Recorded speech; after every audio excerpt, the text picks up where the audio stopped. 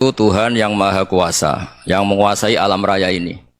Kadang-kadang menjelaskan dirinya itu hanya alladzi at'amahum min ju'. Saya ini Tuhan yang memberi makan kamu saat Anda lapar, saat kalian lapar.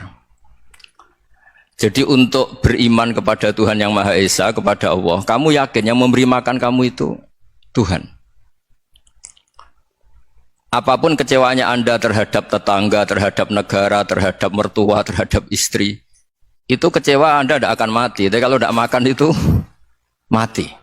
Sehingga Allah mensifati dirinya kadang pakai keseharian. Alladzi at'amahum min ju'. Tuhan itu siapa? Yang memberi makan kamu ketika lapar.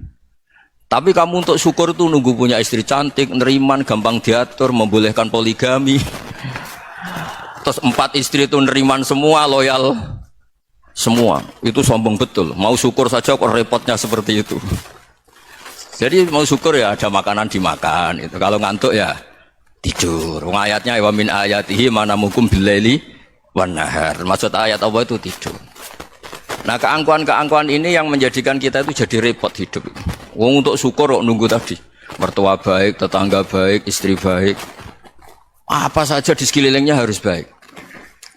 Nah, keinginan berlebihan ini menjadikan kita lupa ada hal-hal yang paling kita butuhkan, yaitu oksigen. Kita boleh nempat di buminya Allah. Alladzi ja'ala lakumul ardo firasya. Bumi kamu tempati enak. Coba kalau gempa. Apa artinya istri 4 cantik semua kalau pas digoyang apa? Gempa. Apa artinya kamu jabat? Entah apa saja jabatannya. Kalau bumi likuifaksi, habis kamu. Kiai meskipun dai kondang umatnya jutaan, kalau likuifaksi di panggung hancur. Tapi nikmat-nikmat yang disebut Allah seperti ini jarang kita kaji keseharian. Alladzi ja'ala lakumul ardo mahda. Allah itu yang menjadikan bumi dalulan, yang mudah diinjak. Famshu fi mana biya, silahkan pakai jalan-jalan. Jadi saya termasuk benar-benar kiai Jawa. Kalau kerennya kiai Nusantara atau kiai Indonesia lah. Diajari bapak saya Kiai Haji Nur Salim, diajari Mbah Maimun. Itu Islam itu keseharian. Karena ketika Anda memilih hal-hal yang serius, itu tujuan utamanya nyari ridhonya Allah. Dan ridhonya Allah bisa kamu dapatkan sesuatu yang pasti benar. Misalnya dalam sebuah hadis Sahih Muslim disebutkan, Innallaha la yardha 'anil 'abdi idza akalal akla fayahmadahu 'alaiha aw yashraba syarba fayahmadahu 'alaiha. Itu redaksinya inna itu sesungguhnya. La yardha juga pakai lam taukid, juga maknanya sesungguhnya. Sungguh-sungguh Allah sangat ridho ketika seorang hamba itu makan ketika sesuap nasi dia muji Allah, ketika minum seteguk nasi dia muji Allah. Itu kalau orang diridhoni Allah itu wali betul. Itu untuk jadi wali itu gampang. Kamu makan ridho, kamu nginjak buminya Allah ridho seneng, kamu hidup keseharian aman seneng. Nah, ini supaya sampean kita semua ngaji betapa panduan Rasulullah untuk menggapai ridho Allah itu banyak yang keseharian sekali. Saking kesehariannya banyak dalam hadis dan itu sahih. Nabi menyebut hal-hal yang keseharian. Hatta ma tas'alu fi fimra'atika. Kamu punya uang kemudian istri kamu bisa makan, itu ibadah. Bahkan sebagian ibadah itu dicontohkan Nabi yang akhirnya diprotes sahabat. Yaitu wafi buti ahadikum sodakoh, kamu menggauli istri kamu itu ya sodakoh. Sampai sahabat bilang yang benar ya Rasulullah. Ayati ahaduna syahwatahu wa huwa lahu ajrun. Masa urusan biologis, urusan syahwat kemudian dia dapat pahala. Nabi menjawab, alaysa lawadu'aha fi haramin akana alaihi wisrun. Bagaimana kalau dia meletakkan ke yang tidak benar, itu kan dosa. Nah, hal-hal seperti ini yang saya ingin teman-teman semua lah, semua. Saya juga agak ingin ngaji demi Anda juga agak ingin. Itu dosa sekali ngaji kok pesanan kelompok tertentu itu enggak boleh. Islam itu untuk semua. Jadi ya cuma karena di depan saya jenengan ya seakan-akan jenengan korbannya. Itu ada ilmunya dalam usul fikih itu. Jadi orang itu harus ngaji usul fikih. Nama yang disebut, mungkin Mas Sufyan masih ingat zaman ngaji usul fikih. Nama yang disebut itu tidak jaminan sebagai prioritas perintah. Jadi misalnya gini, kebetulan yang di depan Nabi itu Abu Dzar. Nabi ya bilang, ya Abu Dzarin ini uhibbuka misalnya, atau ya Mu'ad ini muhibbuka, atau ya Abu Hurairah ini uhibbuka misalnya.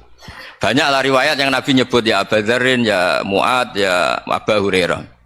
Kemudian misalnya Nabi meneruskan khitab, ini uhibbuka, saya mencintai kamu, fakul dubu. sholatin, atau sebagian riwayat disebut fala tada'anna dubura kulli sholatin Allahumma inni ala dzikrika wa syukrika wa husni ibadatik.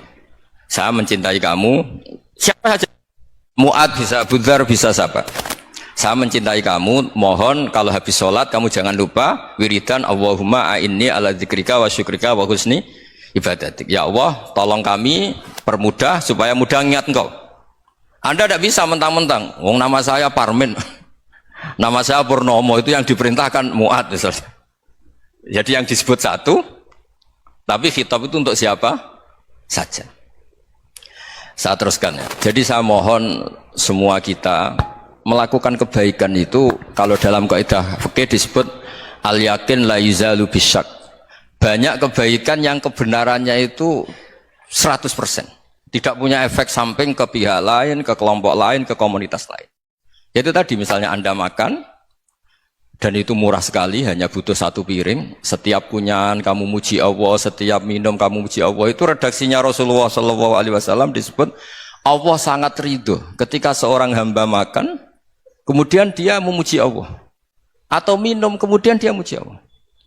Logikanya gampang, negara seperti ini yang kamu harapkan bentuknya kayak apa, mertua, ipar, komunitas, tetangga, itu nyata terjadi itu kan belum pasti. Sementara yang mesti terjadi adalah kamu butuh makan, kalau tidak mati.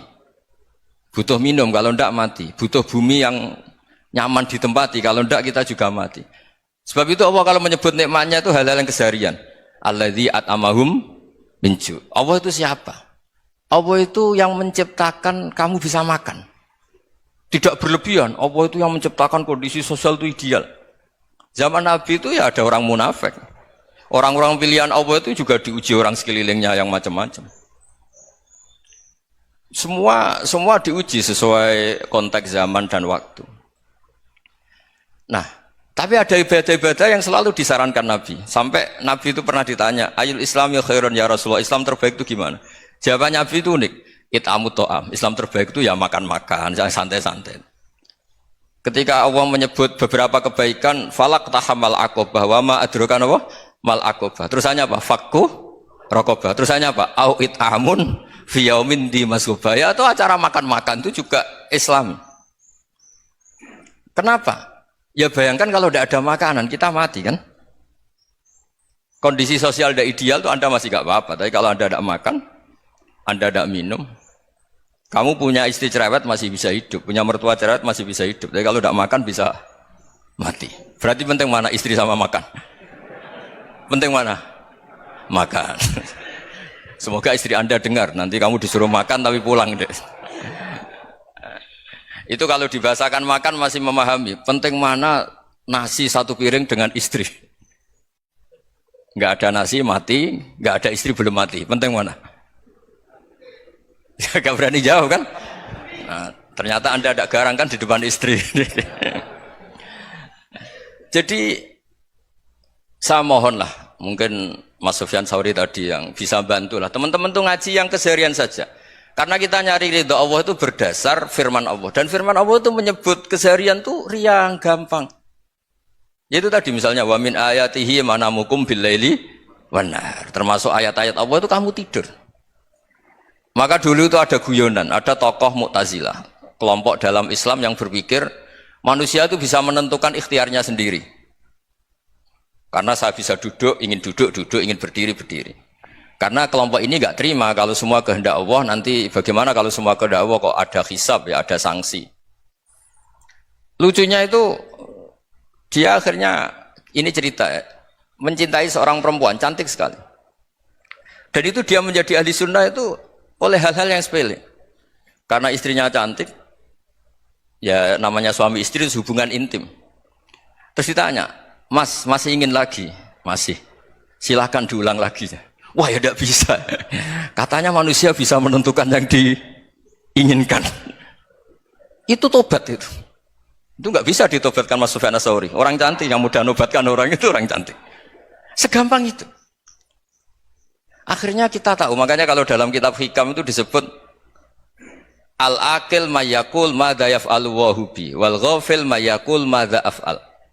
Orang yang punya akal karena sadar ini wilayah Allah, semua milik Tuhan, Itu dia tiap hari berpikir, besok Allah akan melakukan apa terhadap dunia ini. Kamu merencanakan suatu mau plesir, ternyata gempa. Mau wisata ke Rusia, ternyata perang. Kamu tidak pernah tahu apa yang akan terjadi besok. Wa ma tadri nafsum madza taksibu ghadan. Tapi anda semua kita ini sering punya jadwal permanen. Makanya saya kalau diundang siapa saja, isana takdir. Yang jelas Gus ini acara penting. Ya masih acara penting nak pangeran ngersakno apa piye? Kok ape dadi pangeran? Kamu kok mau jadi Tuhan? Itu kadang ya kiai gitu. Penting Gus acara ini jenengan harus memastikan bisa. Loh kamu itu yang ngajarin tauhid sesuatu itu biadillah kok bilang-bilang apa pasti. Kalau maksa terus tak tobatkan loh kamu kata saya itu. Ya kalau gitu Gus bilang insya Allah. Wah itu hati saya, fisik saya, roh saya sudah bilang insya Allah. Tidak usah kamu latih kata saya.